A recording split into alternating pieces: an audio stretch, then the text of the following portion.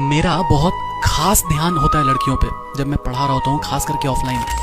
इस बात को समझो कि लड़कियों के लिए एजुकेशन इतना ज़्यादा इंपॉर्टेंट क्यों है।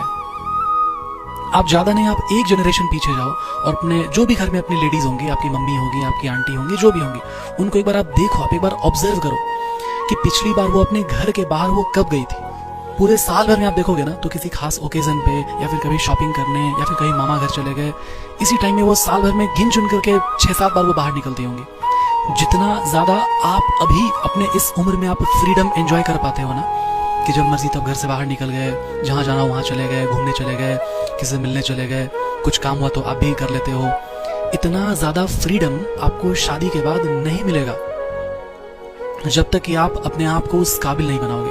पूरा जीवन बीत जाएगा वो चूल्हा चौका करने में, बच्चा संभालने में, और उस चार दीवारी में बंदिश में कैद हो जाएगा सब कुछ। अब एक बार देखो, बस एक जनरेशन पीछे जाओ।